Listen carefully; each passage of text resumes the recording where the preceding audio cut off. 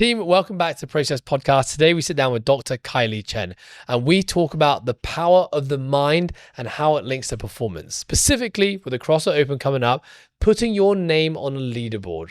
Everything that goes with that, ego, identity, wearing different hats. This is a fantastic conversation. And as always, I become the case study. So if nothing else, enjoy hearing my stories.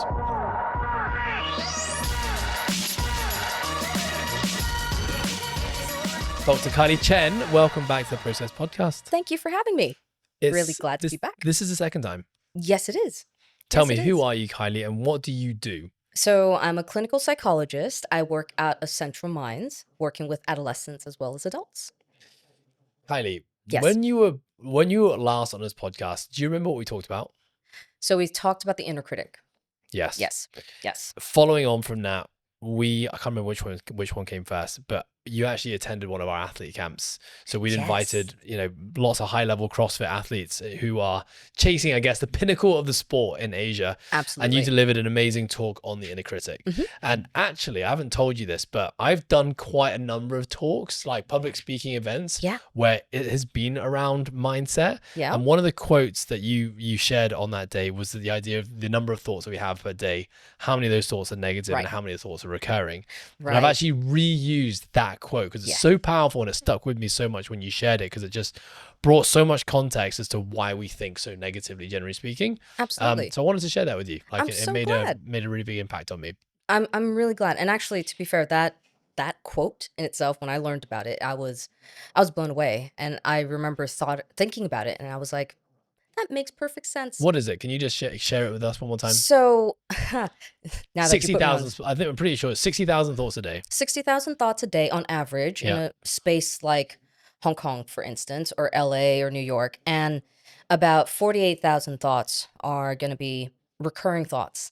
Out of the 48,000 thoughts, about 90% of that, so make that calculation, it's about 42,000, I want to say, are going to be negative. So negative, repetitive thoughts are going to be extremely overwhelming and abundant in everyday life. So that's the reason why a lot of the times we're thinking more negatively, right? And I think my takeaway was that I was beating myself up for thinking negatively and trying to be more positive. Right. And I think that just provided a lot of context as to why these thoughts are happening. And rather than hating myself for having negative thoughts or, putting on this like false positive persona that all is great. Right. It's like, well, it does make sense. I always remember reading about the concept of the hunter-gatherers. Like, it's more important to know about the fruit that's going to kill you than the berry that tastes really sweet. Absolutely. From a matter of survival. Yep.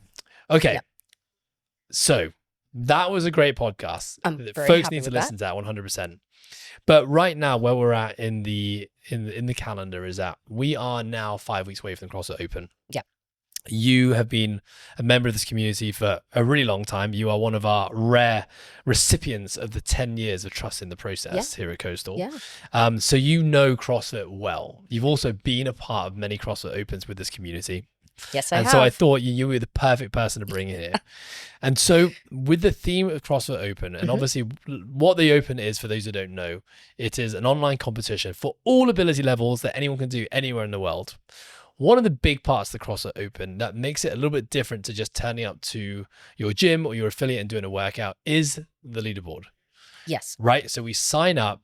I mean, not everyone signs up, but a lot of people take part. I will be doing it this year. We pay a fee to CrossFit.com and our name appears on a leaderboard with typically over 300,000 people around the world. Super exciting, actually. I love it. Yeah. Every week when you do the workout, you log a score, and that score then places you on your respective leaderboard, whether it's a worldwide leaderboard or your age group or your gender. You can narrow it down lots of ways. I was going to say you can probably customize the leaderboard nowadays. Yeah. Yeah. So, and I think this presents a lot of problems for a lot of people. And obviously we're just talking about the CrossFit Open here, but like the concept of leaderboarding and comparison is something that I am having conversations about a lot, especially with competitive athletes. Sure. whether we're at a competition and we're trying to define what success means to that athlete, which is a question we always ask before we go into a competition season, or when you're doing an assessment with a client, like, how are we going to know if you've been successful? Right. And, one of the most common answers I get with competitive athletes is, I will know if I'm successful if I place this in the CrossFit Open. Right. Or if I win this competition. Right. Or I have to podium in this event. Yeah. Which is, I'm not saying it's a bad goal. Oh, no. But I think one of the problems that often presents is that that's not always something within your control. Absolutely not. Right? Because when it comes to competition and we're talking about leaderboards and placements, we're not just talking about how good your performance is, but it's your performance relative to that of everyone else. Right. So you can, you can have an amazing performance, achieve your absolute potential. Right. But unfortunately, if there are others who are just better than you, then you're not finishing on that podium. Sure. And then I guess that the digging happens and it's like, okay, well, why is that important to you? And then it kind of comes into this like concept of like identity. Yes. And, for whatever it is, people attach their identity to something. Oh, yeah. And that obviously becomes then a driving factor in many aspects of their lives, but basically what determines success. And I think that's what I would love to talk to you about today. So, I came at it originally through using the word ego. And you kind of said, well, let's kind of like change up that language a little bit. So, but I think you kind of, hopefully folks can understand the kind of direction we're going here. So I don't know where to take this now, but I want to hand it over to you and continue on from where I started. Sure. I think you explained it really well. And you're right. Ego, we could, of course, use that word, that language, if you will. But I think for the sake of simplicity, how we just look at it as identity. And, I kind of describe identity in a way of wearing different hats. Everybody has multiple hats that we're wearing every single day, whether that's an athlete, whether that's, for me, it'll be a clinical psychologist. That's part of it. Dog mom would be another one. An auntie, a daughter, that type of, that I would have those labels, if you will. Another word, a word would be that. I like to use the word identity though, just because, again, different hats that we wear, right? So that's where, perhaps we have all these identities, and part of that identity would be an athlete, a competitive one at that. And because of that, because of these identities, and a lot of times with these identities, we're pegged with achievement based. So that comes from, since we're young. So it's ingrained in all of us to kind of think about, oh, well, if we are a 90% student, we're a really good student, right? If I don't meet that 90%, if I don't meet that 100%, excuse me, then you're not a good enough student, right? So I think there's all these identities that are kind of placed upon us, whether it's ourselves, whether it's other people, and subsequently in the CrossFit world, CrossFit space, if I'm not on that leaderboard, or if I'm not part of the first 20, to in that placing, I'm not a good enough athlete. And so then it becomes this competition with yourself. Inner critic might come back into play. And so it can cause a lot of disruption, if you will, and also self-sabotage, really, right? Because if you're not in that, if you're saying, hey, listen, I'm not in that 20, the top 20, I'm a failure. I mean, gee, how, for somebody like yourself as a coach, it's going to be difficult to, I think, for anybody to kind of pull that person out, right, from the dumps, and just say, okay, how can we work with you here? So when we're talking about identity, Kylie, we're not saying that this is this like athlete identity that you just highlighted. It's not. We're not saying it's a bad thing. No, absolutely not. But I guess there's two sides to every coin, right? Absolutely. It probably serves us in some really good ways, and it probably doesn't serve us in some other ways. Yeah. But where do we go with this conversation? Like, I think the intention behind today is to. You've done a great job of explaining it and giving the great example using that identity. I'd love the athlete identity, and I'd love to dig into that a little bit more, maybe even using myself as an example. And I think just maybe highlighting some of the not so good things. I mean, I can certainly think of many things, throughout my athletic career and the different sports that I played. Yeah. I can think of some not so good things that have come from that. I can obviously think of some great things as well. Yeah. But I think as well, tools, what do we do? What do we do about it? And can it be changed? When does it need to be changed? Should it be changed? I think I would love to kind of take the conversation down that route. Absolutely. Absolutely. Well, It short form, yes, it can be changed, right? I th- I know that with identity, I guess there's always pros and cons of, as you said, having that athlete identity. A pro, of course, is that it's part of who you are, right? And so that if we think of our lives and our identities as part, like a pie chart, if you will, there's that 100%, right? That kind of encompasses all of us. Now, eventually, if one overtakes said identity too much, for instance, let's say if you're a professional athlete and you just kind of worry about sports and that's all that you worry about, you don't have that social connection, you're isolated, right? I think that ultimately that's going to cause hindrance overall. And I think that happens anywhere. It doesn't matter if it's an athlete, it doesn't matter if you're dealing with, I mean, we see quite a bit in terms of like eating disorders and whatnot. So that can also first start with tracking, first start with all these things. You become obsessed with certain things, and then it becomes, oh, I have to be this type of person who tracks everything, right? So it is just a snowball effect of what can become quite obsessive, if you will. I hope that makes sense. And what's bad about being obsessive? Well, it can overtake your life Hmm. in a way. I mean, just think of it this way. If you are only talking about that one thing, and that's kind of, you're just kind of either thinking about that one thing, talking about that one thing, the people around you, they might be interested in it, of course. But then if that's the only thing you're really able to talk about, you're probably going to limit your social interactions with people who are willing to listen to you in a way. You might not be able to like gather other ideas as well from other people. Um, I guess the challenges happen when your identity is so wrapped up in, like, let's say this one dominant identity, yes. but that identity maybe doesn't actually align with your priorities. I feel like that's a sticking point where people often have this realization Mm-hmm. that it's like, I certainly just thinking about myself here, it's Mm. like, I want to be the best coach and business owner possible, Yeah. but I'm still holding on to this athlete Mm-hmm. identity from a past life, Right. and I'm not letting it go. And that's now, I can feel it interrupting or interfering with my ability to be the best coach Mm-hmm. possible. And then, now in this phase of life, it's like, how can I be the best dad and best husband possible? Yep.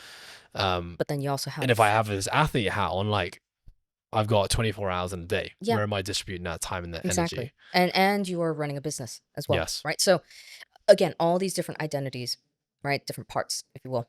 Yeah. Okay. So I guess the way that what I'm thinking about is, Mm.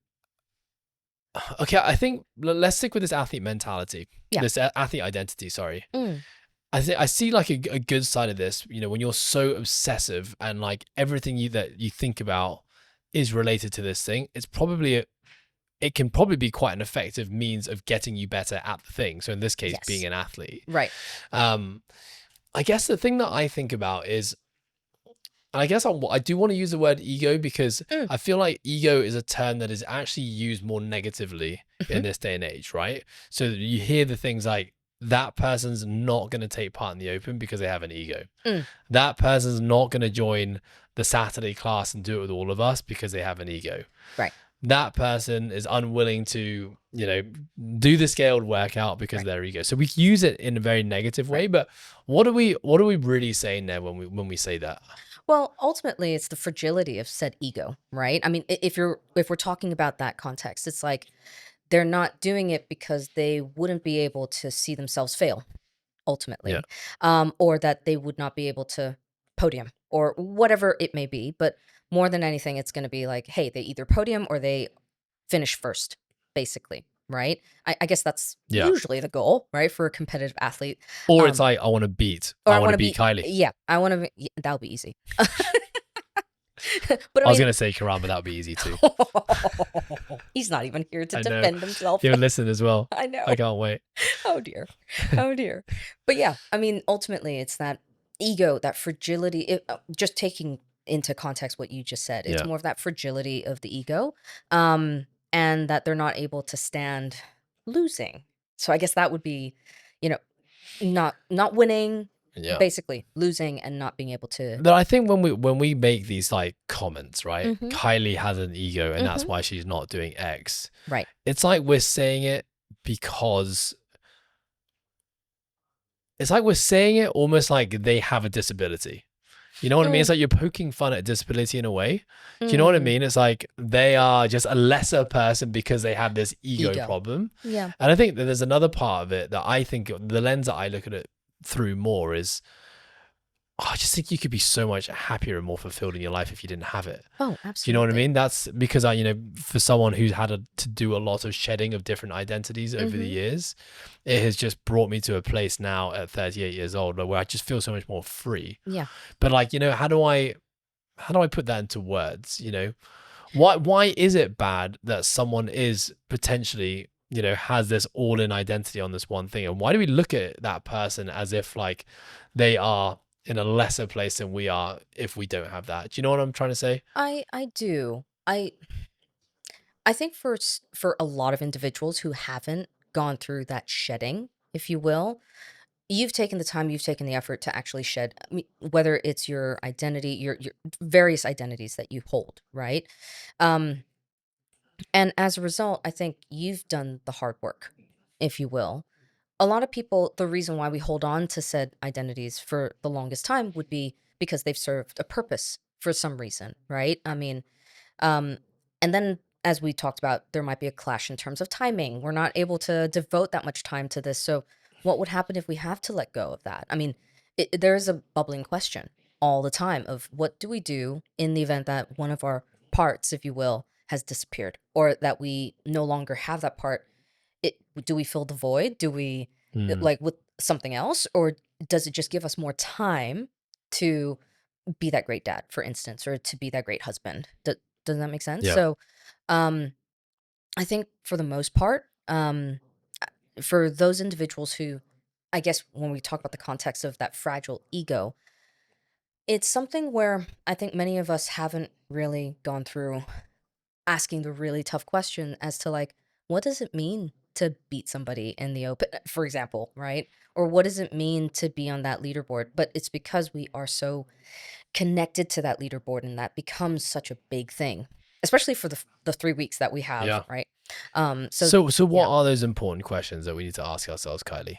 So one of the big things is, well, how about this? Let's focus, if you don't mind, if we Yeah. focus on like, instead of thinking about failure, for instance, because I think that's one of Hmm. those big things that we don't like to think about or we don't like to feel like a failure. One of the things I would say is instead of looking and saying, hey, I'm a failure, what you preach about is process, right? Focusing on the process instead of looking at outcome. So the leaderboard, if you will, is an outcome base. It's all achievement based, right? And if we're focusing so much on that, well, I mean, there's so many things that we might not be able to account for, as you've just said. We might not have a good night's rest. We might not have eaten well or like eaten properly for the last couple of days because we've had deadlines at work, whatnot. And as a result, we can't control these other variables at play. Some people get food poisoning. Who knows? Yeah. Right. So, and then the next day you're like, hey, by the way, the deadline's up for the open. We've got until Monday. You got sick on a Sunday. What are you gonna do? Right? And you wanna redo the the workout, right? So I guess for me, what I would say is instead of looking at, that end result and focusing on end result, focus on process. That's what I would say. It's so much easier said than done though, Oh, isn't I it? know. I know. So much easier. So why is it that we are as a species so laser focused and so consumed by this idea of outcome and result? Well, I think it's kind of ingrained in all of us, right? Since young. So we've got tests, we've got, exams, and, here's a project, finish that project by X date, if you will. Um, Even when we're running a business, I'm sure that you've got deadlines that come up. So we are all kind of based on, we see the deadlines and we're like, yeah, sure, let's focus on the deadline. We're not really focusing on like, hey, by the way, I tried, Yeah. right? Or I tried to do this. And what we want to see is end result. This is the finished product, if you will, right? If you can deliver on that finished product, fantastic, great. right? Yeah, I guess it's just because so much of society is just It geared is. to, yeah, like we need some form of metric to measure Absolutely. whether someone is being successful in the thing Yep. they do, and that often comes down to, Yeah. the End results. results. Yeah. Yeah. Exactly. Exactly. Which it is a I get why it's there. At the same time, is if there is a way to measure process, that would be fantastic. Again, I guess like when I think about measuring process from Mm, the athlete perspective, is you're looking at things like showing up to training, hmm Yeah. like a perceived effort that you're putting into each Yeah. day, um, Consistency. consistency, Yeah. ticking those boxes, and then the results will fall where they may. hmm And then Yeah. we know that the more we buy into process, the increase, the higher the likelihood that the result might be, Yeah. more favorable, Yeah. and vice versa. Yeah. Okay, so let's go back to this leaderboard thing, hmm right? Yeah. Because you talked about failure, but I feel like that word failure can mean so many different things if you ask So 50 many different different people. people, Yeah. right? So what are some of the really common things? Let's use me. Let's like, Sure. rather than making this like, Hypothetical. yeah, and- hypothetical and putting it out to Yeah. universe, like let's use me as that avatar, Sure. because I know that my journey with CrossFit Open specifically, I think this will be year 14 for me, has like the identity that I've had in each of those years has changed a lot. Okay. And I think I can very clearly like tell you what was happening in my life and my relationship with competition hmm at each of those points in time. So where do we start? Great question. I mean, perhaps would it be helpful to kind of get a running idea as to maybe how you saw yourself as an athlete when you first started? Would Yes, that be helpful just to for kind of sure. give an idea to the audience and whatnot? So I think I had just finished playing rugby when I signed up to my first CrossFit Open 2014. I'd Oh, all right. gone from being a international athlete, Yep. and I think in Hong Kong it's a small place, Yep. so with that comes like I think a lot of credibility and notoriety. Like you're in the spotlight, you're in hmm newspapers, you're on television, Yep. and for me moving into CrossFit, there was two parts to it. That first CrossFit Open, a big part of it was, well, I'm a new CrossFit coach, hmm right? I've been coaching already for a long time, but I Right. haven't really been coaching CrossFit. Right. And I had tied a lot of my CrossFit Open performances to To the your coach. credibility that I would have as a coach. Right. So it's like, if I place higher in workouts, people are going to see me and my gym as higher ranked than the other coach and gym owner that finishes below me. Sure. And so that was a massive thing. Right. So there was that pressure. There was pressure Yeah. because I'd linked those two. I don't know Mhm. where I'd linked those two, but for some reason I did. The brain Yeah. does a lovely job on that. I think another thing was going from, being in a spotlight in rugby and having all that attention, which, as an insecure teenager, I loved. It was like suddenly you were just the cool guy that people wanted to get autographs and take Yeah. photos with you. It was like I wanted to have that in CrossFit. Yeah. It was like I can't let that all just go. Right. And all of a sudden, a year later, not Mhm. have any of it. And Yep. so I saw that, well, if I can be winning competitions or going and competing in competitions with crowds, Right. I'm going to get that same feeling Mhm. again. And I think there's another part to it, which probably was all, again, linked back to the coaching thing, which is so ridiculous when I think about it. But it was like, I can't let members beat me. Right. If my members are beating me in a workout, what does that say about me as a coach, and what does that say about me as a business owner? I definitely think that was something that was like really leaning into that first year of CrossFit. That's a lot of pressure. I'd probably say another thing actually as well. Yeah. I'd probably say the fact that, me and Ant really started CrossFit at the same time. Yeah. And as well, I had, all of us at the time, Mhm. all the coaches here, Yeah. we were all basically starting that journey at the same time. Yes. And it was like, I didn't want any of them to be better than me. Right. I also saw myself as like, this is my business. I need to be the best. Obviously, I scratched that off pretty quickly. I was like, yeah, you can be the best, but at least I Right. got to be second best. Right. Right. And so there was this like pretty horrible competition and Mm. rivalry between us as staff. Yeah. Every time we'd work out, it wasn't really a friendly rivalry. It wasn't Right. like an encouragement and wanting each other to succeed. It was like, I need to I need make to sure. beat you. Yeah. And that was like, I think we all felt it. And Right. there was like a lot of toxic tension there. Yeah. So I'd Yeah. probably say that's how it all started for me. Team, I want to quickly interrupt this episode to give a little shout out to our sponsors, Today Well Spent. This little journal has made such a massive, profound impact on my life since I started using it. When I started using it, I actually didn't know that it was backed by neuroscience, but now it totally makes sense. This has brought a ton of gratitude to my life. It keeps me on track and focused on the things I need to do day to day, and brings a lot of context as to how each day fits within the greater week and the greater month. So if you, like me, really care about trying to be a high performer and want to do everything you can to make that happen, I cannot recommend this journal enough. Use our discount code, The Process, to grab yours today. Okay. All right. So yeah, a lot of, and in a way, you actually brought in quite a number of different identities, if you will, like in different parts of you.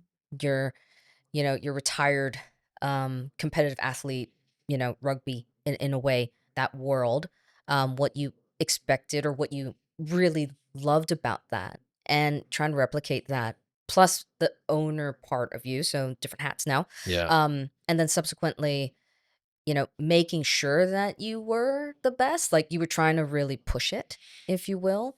And that must have been a lot of pressure actually for yourself, and again, it sounds like you put that on yourself. Yeah, 100%. Right. So it wasn't something that was like, hey, by the way, dictated upon from other people. It was just something that you said, listen, I'm the owner.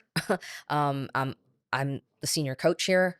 Everybody should Yeah. know about it. Right. Yeah, no, I think it wasn't, I mean, I loved it. I love the Yeah. thrill of like pushing really Yeah. hard and like the camaraderie that came from competitions. Yep. Like those are all really positive things. So it wasn't all just doom and gloom and bad Of course. drivers. But I would say there was a lot of times there was this low level anxiety, Yeah. that I was feeling from like judgment from my other staff, my other coaches, this perceived judgment from the outside world as to Right. what I was doing. Yeah, it was not enjoyable. Not enjoyable. And probably, would you say that actually hindered your performance? Or do you think that anxiety, and again, this is where I think sometimes anxiety can be very helpful, Yeah. right? So I'm not pegging one as good or Well, bad, there's a right? bad and a good that came from Yeah. it.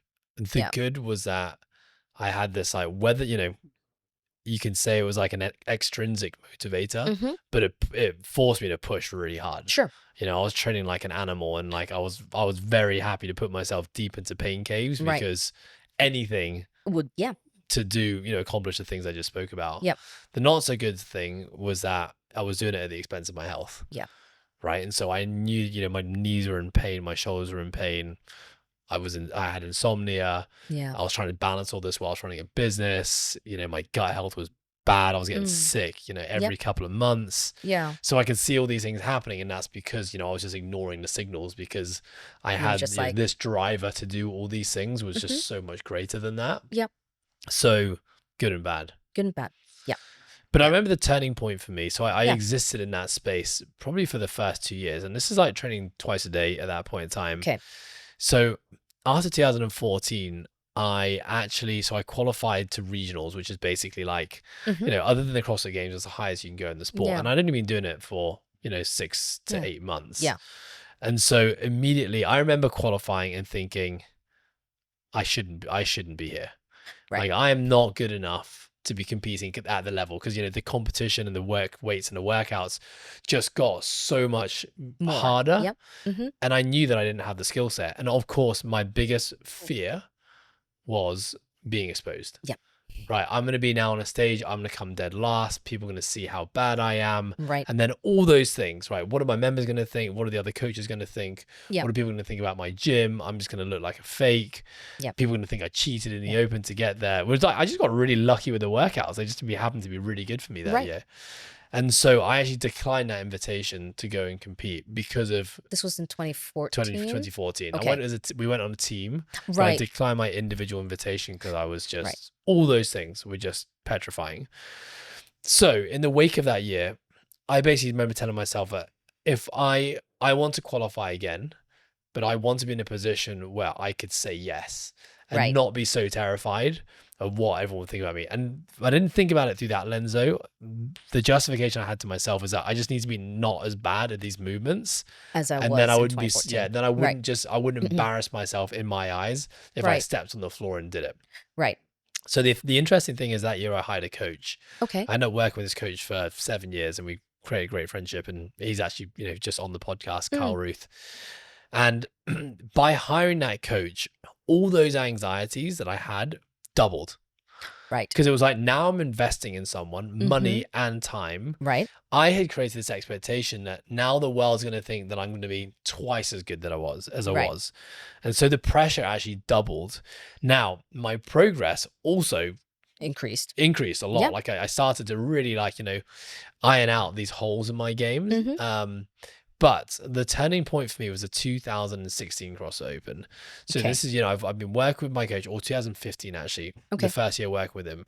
I'm coming in thinking, well, 2014 I qualified. Right. 2015, now I've got a coach. I'm definitely going to qualify, and I'm going to go to regionals and actually compete as an individual. And then one of the workouts was a clean and jerk, 1 rep max. Right. It was the first year of the part B. Right. And I had really my jerk was really poor, really tight shoulders, poor mechanics, and I ended up clean and jerking I think 100 kg.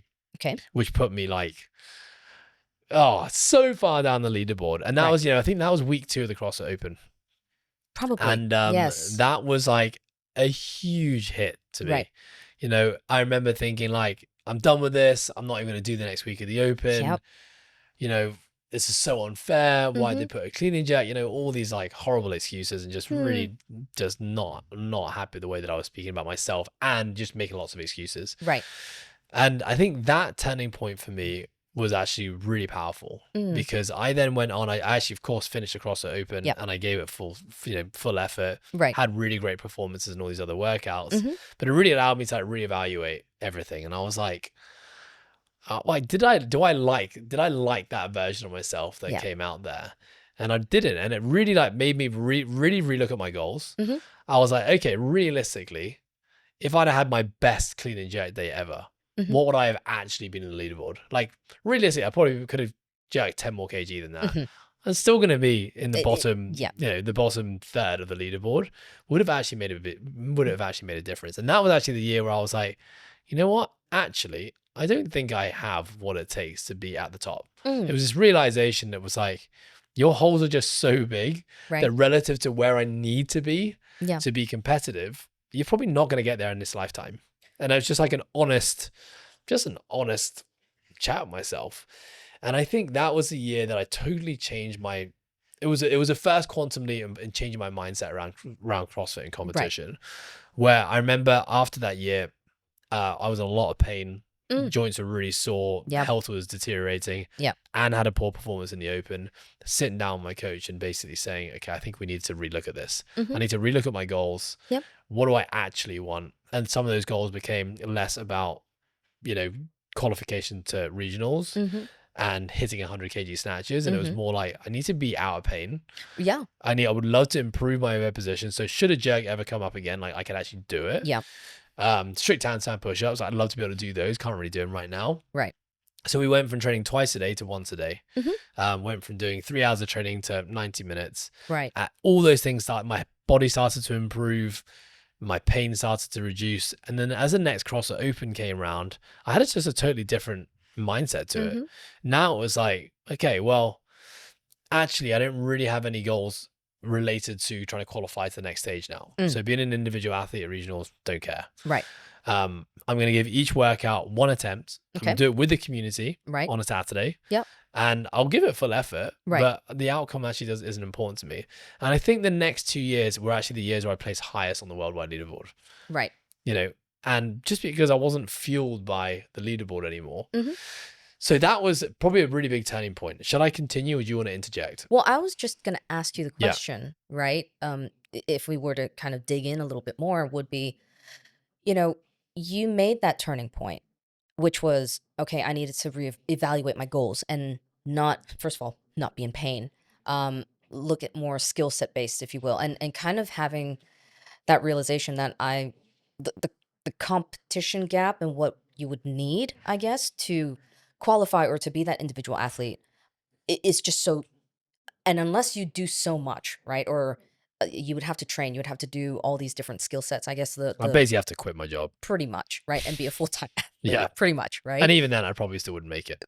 But I mean, then I guess the question, what I'm trying to ask here is, you know, that mindset shift, how did that suddenly feel to you? Because you then had to reevaluate, I guess, your identity in terms of as a business owner, as a coach, right? I mean, because that would have had to shift as well, Yeah. right? If your goal of having better health, if you will, trumps your goal of being the best athlete amongst your members, if you will, Yeah. I mean, that's a different, it kind of goes against each other. Yeah. If that, I'm just So trying to your kind of get question to is that. like, how did it actually feel? Yeah. I would say that, you know what? I would actually say that, and this is the same for when I was a rugby player. Mm.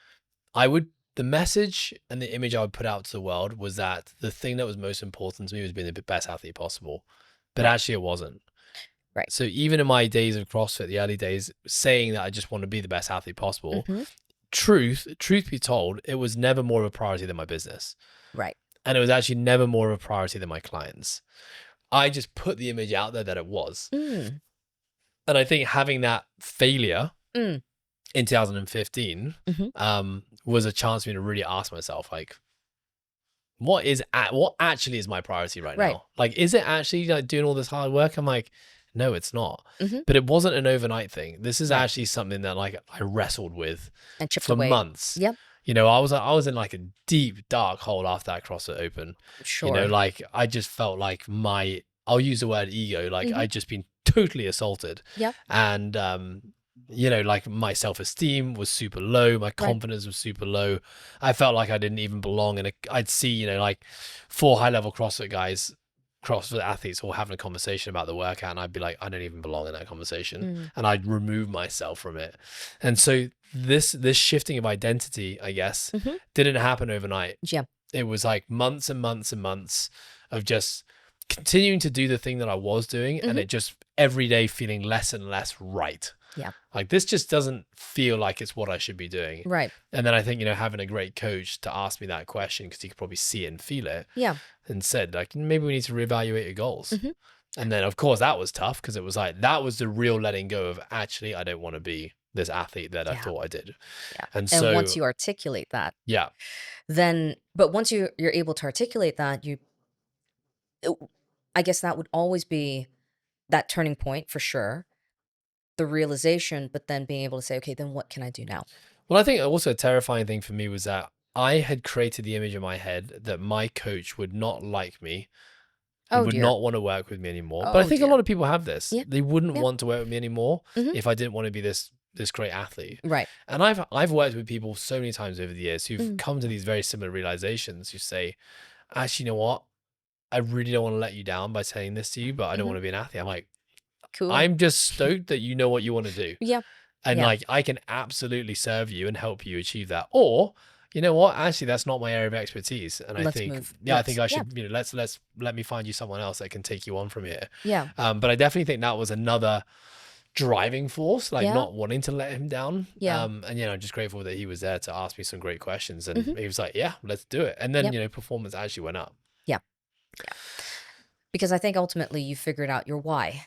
Like, why am I doing this? I mean, there was perhaps if I were to call it, maybe the bravado initially Yeah. of like, hey, I need to be the best coach. I need to do this, all of that. But actually, when you kind of looked at the bare, like, what is it that you wanted to be? Athlete was, while it's nice, it was also making sure that the business ran. It was making sure. So there were other Yeah. goals that basically you So identified. Kylie, how Mhm. important is this question? Mm. Because this question of why, Mhm. and asking yourself why, right? You know, Simon Sinek's written books on it. Man's Search for Meaning is all about why versus how. Everyone's always talking about it. It almost became, I think, they got to this point where it was like everyone was just saying, "What's your why?" Yeah. I was one of those people, by the way. Mm. So, like, how important is that question in the search of your identity? Well, I think it's a very pertinent question that you need to ask yourself. Like, why are you doing the things that you're doing? What are you gaining from all the things that you do? I mean, if I could share Yeah, my please. own, journey into CrossFit and, joining Coastal and eventually joining the Perform, program. I loved it. Don't get me wrong, still do. But I remember there was one point where I had to ask myself, why am I doing the Perform program? Like what was it about the So just Perform program? context, we basically have 3 Yes, programs: live, sorry. perform, Yes. compete. Kylie, you'd start a live program, which is a lot of Yep. people, that's where they start. Yep. And then Absolutely. And then kind I of remember back in the day that we treated it very differently. We we almost did. saw it as like you graduate to perform and Yes. then you graduate to compete. And Yes. now we look at it in a totally different way, where it's like these are 3 different groups with 3 different goals, Yes. and you just need to find the right group for you and what you want. Yes. But sorry to cut you No, off. no, Continue. absolutely. I didn't get a chance to, I'm glad you described it. And I remember, I think ultimately Perform was where you would be able to kind of you were programming the program itself so that we would be able to go into the open and RX Yes. as the workout, and we didn't have to scale it. So I think it was more of like making sure you could hit those specific weights, whether it's the dumbbell, whether it's the barbell. And I remember, you know, going from live into perform, and actually that was actually quite quickly, Yeah. because I think it was like the first year I joined, and yes, we did do the open, which I think that was like 5 different workouts, if Yeah, I'm it not used to be 5, mistaken. yeah. Yeah, I mean, Savage. extremely. I was broken after that, but I caught the bug. And Yeah. then I went into the next year training with you guys, and I was like, oh, the open's coming up. That's something I can join. I can like kind of look into that and be like, cool, this is something I can do within the community. And went into the perform program, was there for a bit. And then eventually, I think this is where work started to pick up. So I had done my internship. I was doing my doctorate when I first started with you guys, and then started to find work. And then eventually, work kind of took, precedence, right? So I too had to kind of, in my head, I had to actually figure out like, why am I doing So can the I ask you perform? a question? Yeah. Why did you originally decide to move from live to perform? What was your why then? I think for me, it was about the challenge. For me, it was like, you know what? I'm able to lift this heavy weight. This is really cool. I wonder what else I could do. And for me, because I mean, I never trained in this type of environment before, so I was like, ooh, deadlifts are fun. Ooh, this was fun.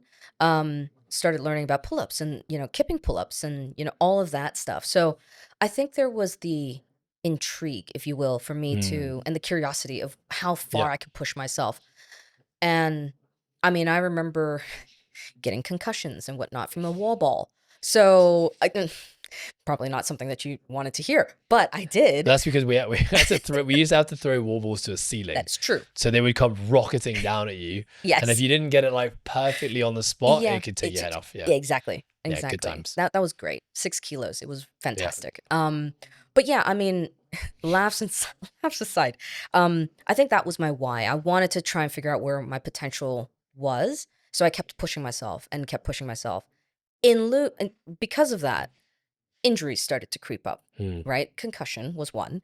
Um, and, there were some bouts of like knee issues, all of that stuff. And, eventually it was like, how do I balance this out with work? Because I could see that work was picking up.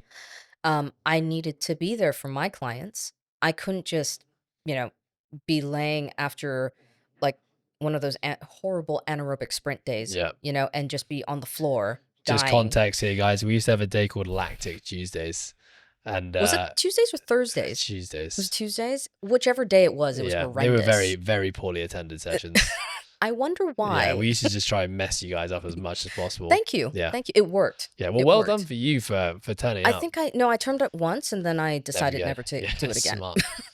Yeah, Yeah. they didn't stick around. Lactic Tuesdays didn't stick No, around for very not at long. all. Yeah, Not at all. But I remember those days. And so I was trying to like, and so even if it wasn't that, it was maybe a hard workout at the end of, very heavy strength session and whatnot. Would I be getting enough recovery? That was one of the big yeah. things that I also had to bear in mind too. And was like, actually, you know what? I might need to go back to live. Yeah. the Live program, and it's been the best decision ever because at the end of the day, I'm still here. I'm still working out. Um, it might be So more reps. what is the why now? So if the why was for joining Perform was about, Mm, challenging yourself and yep. like learning new things. What is the why now?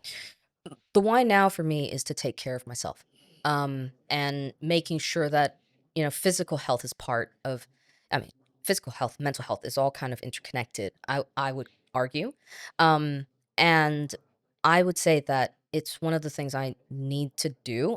It's one of my needs now as a Mm, way of taking care of myself, self care, and I do that in the mornings, obviously, so that I can just kind of focus on everybody else for the remainder of the day. But exercise is a very big part got it. of self care. Love it. Hmm. So I guess you've gone from a performance perspective, to just, I mean, what are your metrics now? Like, how do you know if you're being successful in looking after your health? Well, having a good workout, number one, is Yeah. great. And Number, how do you quantify that? um, I don't have to be lying on the floor Nice. dying. That's one thing. It's nice to because I've been with you guys for quite a while. We logging in our scores and everything, you don't always get a PB, Yeah. right? And that's fine. I mean, I look at it now and I'm like, oh, great. If I do see that star, I'm like, oh, that's an added Kind of nice bonus. to have. Yeah. Yeah, exactly. But I think overall is just being able to say, I had a good workout in. I got a good workout in for the day.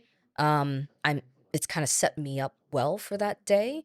Um, and I I kind of don't think about the performance aspect of like, I need to hit a certain number, Yeah. right? If I'm coming in here, and I think this is great that a lot of coaches here are reminding us about this, like, where are you today? Mm, Are you thumbs up, thumbs down? What is it, right? And if I reevaluate myself for that day and I'm like, you know what? I'm just here to kind of do just move. movement, Yeah. then cool, that's what I'll do, right?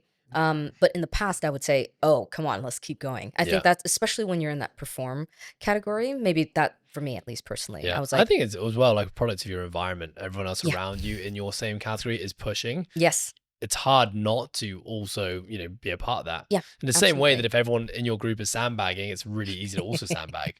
That is true. That is very true. So Yes. I was having a chat with Karan yesterday, Mm, and we were, I basically asked him. I said, "Hey, you think about you going to sign up for CrossFit Open?" Because he was basically asking me. We both finished a race. We yeah, both did a yeah, running race in the weekend, and it was like, kind of, what are we going to do next? And I said, "Oh, I'm gonna do the CrossFit Open," hmm, which honestly, if 4 or 5 weeks ago, I probably wouldn't have done it. okay, But we're going to be doing something really cool here at Coastal Fitness, which we're mm, going to announce very soon. okay. We're going to be bringing back the Fitness League, and I really want to be a Ooh, part of that. okay, all Um, right. I know that I haven't been doing CrossFit all year, so Yeah, basically means I've got 5 weeks to figure out. I mean, I'll be fine, yeah, you right? will be. You will But be. I was asking him about, are you going to be doing it? And he was kind of just sharing. He was like, oh, for sure. I think last time he did the Open, he was all in on CrossFit. Right. Now he's kind of going down more of the endurance route. Hmm. I think for him, he was kind of struggling with, A, like, can my body do it Yeah. anymore? B, like, am I really at peace with myself Mm, to feel confident enough to put my name in that leaderboard and not have it impact me yeah. negatively? So I really appreciated his level of self-awareness. Hmm. And in his case, which I think many people exist in this space, it's this realization that they're not in a place right now Yeah. where they can handle having their name out there and dealing with the perceived judgment. And so Yes. for them, it's easier let's just not do it, which I Right. totally respect. Yeah. Yeah. And I think for me, when he said that, and he asked me, "Are you going to do it?" And knowing that I haven't really been doing it, and I've been Yeah. had this injury for last, well, feels like way too long now. Mm, But I was like, "Yeah, I am going to do it." But if there's a workout that I feel is going to put me at harm's way mm, because it's a movement I just haven't been doing, like Olympic lifting, yeah. I'm totally fine not doing it. Right. And if that means that on the leaderboard that I have, There's a slippage of there's just a yeah. 0 for a score, Yeah. I'm okay with that. Right. But honestly, last year I wouldn't have been okay with that. Right. Even though I would probably say the exact same thing I'm saying right now, which is, like competition, I didn't really care about it. I'm Hmm. just doing this for a personal challenge. I want to be a part of the community, which are all valid things. Yep. There was still a part of me that was like, I still need to be 99th percentile. Right. This is a 13-year streak. I can't not be in the top percentile. Right. But this year, genuinely, I'm not going to be doing any crazy training to try Hmm. and get fit in the next 5 weeks. Right. I'm going to follow our LPC program. Hmm. And if a workout comes up, I'm just going to do it. I'm going to do it on a Saturday with the community. I'm going to have some fun. Right. And if that means having a 0 or, scoring really low on the leaderboard, I'm actually, for the first time in 13 years, okay with that. Right. And I think when I ask myself, well, what's weighed in to me what makes getting this so to that different? place? Yeah. I think becoming a dad Yeah. is massive. It's like my priorities in life have always been shifting, but like there's a brand new priority now that I've never had before. And Absolutely. like, I don't want to be limping around, trying to look after my baby. Like, you know how hard it is getting off a sofa when you're buried in a sofa with a baby on your arm that's fallen asleep and trying to get off that thing? Yeah. Like the amount of mobility and core that's required to do it. Like, Yep. Yeah, and I don't want to not be able to do that. Yeah. And so for that's one. But I think, as a 38-year-old now, I just have a lot of peace and clarity with who I am. And that your identity is not tied And to... my identity is actually not tied to a lot of things that it used to be tied to. Even like, being a business owner or being a coach or being an athlete, actually, none of those things, I just kind of see them as labels of, jobs that I do on a daily basis. But actually, my self-worth isn't tied to those things. Right. And I think there's still more digging to do. I probably feel that since letting go of the athlete identity, I've probably embraced the business owner identity a bit more. And I think I do it a bit too much, I feel. And again, like, I don't know what too much is, but I just sometimes feel I catch myself, my language and the way that I'm thinking about it has consumed me all day and all night. And I'm like, I think you've like, there's still a little bit too much. And I think a big driver behind this podcast and having this conversation is to say that it's not a bad thing that you have those things. No. I just can say from personal experience, letting go of all these identities has allowed me to live a much more stress-free, anxiety-free, problem-free life. And I love it. And a part of me just wants every human being to experience that and to get to that place as well. Yeah. But then, you know what? Then the other side of the coin is, well, without all those years of, having those really strong identities that consumed me and at some point got let go, would I have achieved the things I had? I don't know. You hear athletes talk about that all the time. I love listening to podcasts of ex-professional athletes when they're now in retirement and they're reflecting back on their years. And a lot of them kind of go down this route of, I just wasn't present when I was an athlete. It just consumed me too much. I wish I had, more balance and, but then the question is like, could they still have achieved the things they did if they weren't? I don't know. It's like it's a conundrum I often ask myself. I mean, in a way, it's unfortunately, we're not able to live that parallel world, right? Yeah. That parallel life where we're able to jump back and forth. It would be great if we could. Scientifically, it'd be amazing to kind of figure out whether, we live this life or we choose this athlete's world, if you will, versus, putting that aside earlier on and just being owner, let's just say, right? Gym owner. Would that have made a difference? I do believe that every single thing that we experience enriches us. Now it's up to us whether it enriches us or it destroys us.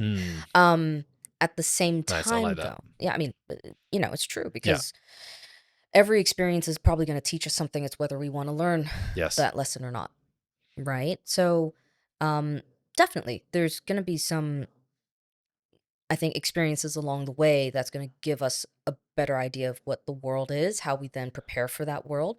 So I don't want to say that, that whole entire suffering, if you will, was like basically, it was a waste. I wouldn't want to say that. Yeah. It probably taught you a lot.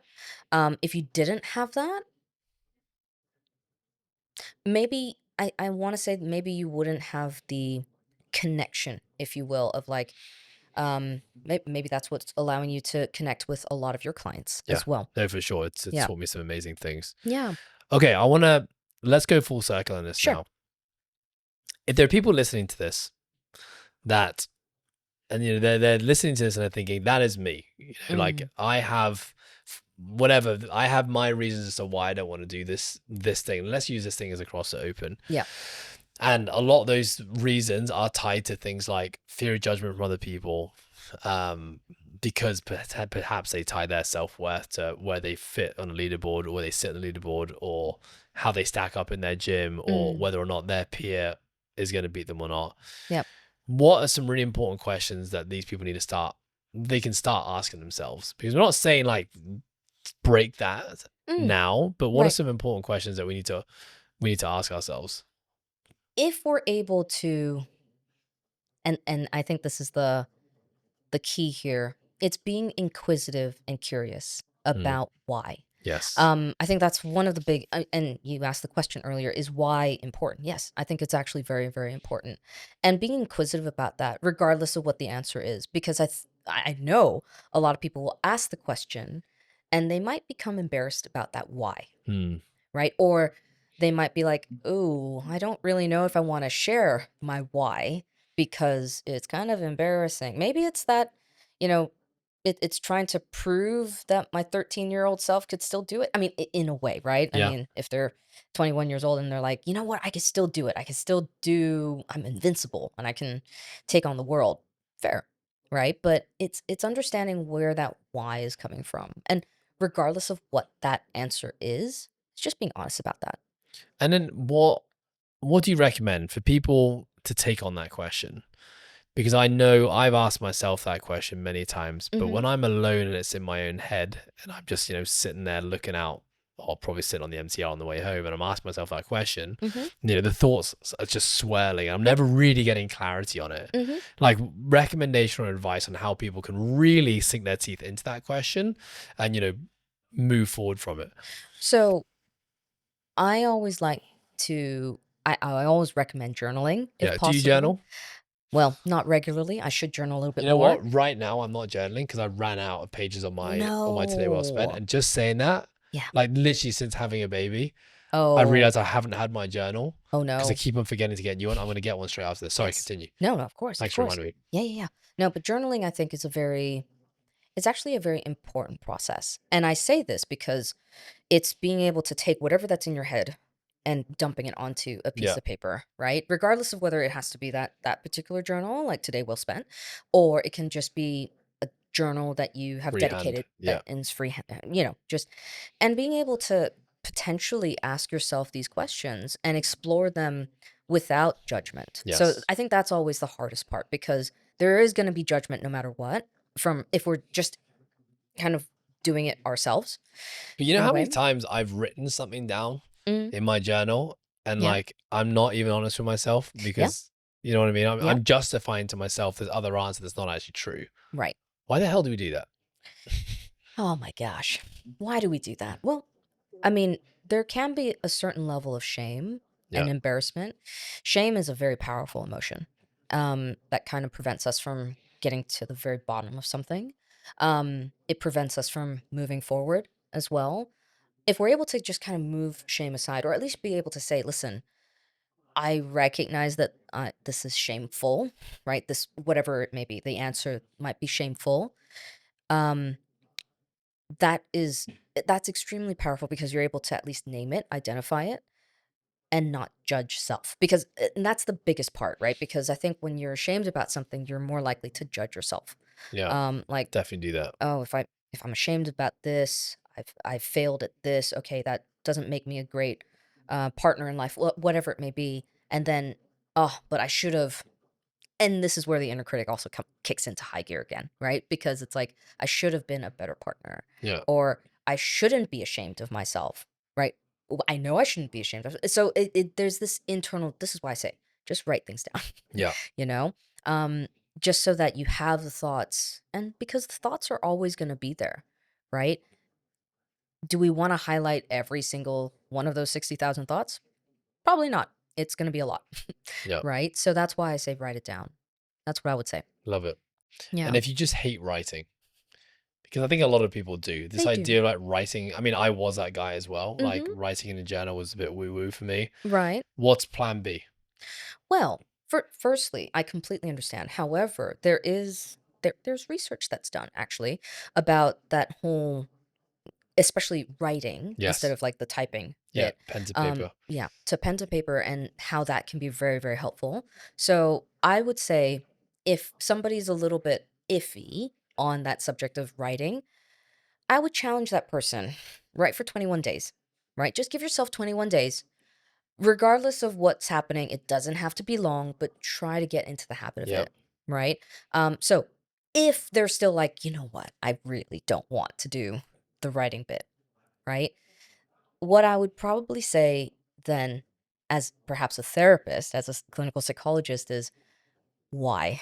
So Yes. I Always a I would be question. that very curious person as to be Yep. like, what's holding you back? Is it because maybe you're worried about what you might uncover? Perhaps they might not be ready to really deep dive into understanding that, because Yes. if they kind of put these barriers in front of themselves, it's like, that's interesting, right? I think whilst it's such a, I presented you with a challenge of basically giving people solutions to try and figure out, I Yes. guess, who they currently are. Mm-hmm. And if the person that they currently are or the identities that they wear Mm-hmm. are in alignment with the things they really want in their lives. And I realize that's a really, really hard thing to try and digest in a podcast. Yeah. But my takeaway here, which I totally agree with because it's something that served me in a very good way over the years, is Mm-hmm. asking that question, why? Mm-hmm. And being able to really articulate that really clearly in as few words as possible, Mm-hmm. that really truly resonates with you. Yeah. And then, doing a stock check of your life, the decisions you're making, and asking yourself, like, Do I align with this? is this in alignment? Yeah. And I think the truth is, yeah, I love the quote, trust the triggers to teach. Mm. But, there are probably, if you're constantly feeling these triggers, these moments of like uncomfortableness with certain things you do, there's probably something there Yeah. that needs to be investigated. Mm-hmm. So Kylie, thank you. Of course. I hope this has given people encouragement to know that A, they're not crazy. No. And they're not alone. No. Not at all. And that there is a way to change things around. Mm-hmm. And maybe this is a great place to kind of finish with you, Kylie. Yeah. Where can people find out more about you and how can they work with you? So if there's ever a need, you can always reach out to me directly. There's a website. I do have a website, drkyliechen.com, as well as the Central Minds website, so centralminds.hk. So those are the two places that you can find me. And of course, there's always the WhatsApps and all that stuff, but for Central Mind as well. So yeah, Love by that. all means, yeah. Kylie, always a pleasure having you on the podcast. Thank you for Thank joining you. me. And thank you for Thank you. always being such a joy to speak to and an amazing contributor to our community. Well, thank you again for thinking about me. It's been fantastic. Wonderful. Wonderful experience. Until Second time. next time. Until next time. Yes, absolutely. Thank you. Before we say goodbye, here's one crazy statistic for you. Did you know that almost 40% of people who listen to the show don't actually subscribe to it? Now, I didn't think that was a big deal until I actually learned about the power of hitting subscribe. For you, the listener, you get to stay up to date when we drop episodes on a weekly basis. But for us as a podcast, it really helps our visibility and helps us attract great brands and great listeners to help grow this podcast. So if you enjoyed this episode or you're a big fan of the show, please do us a massive favor and hit subscribe. Thank you so much.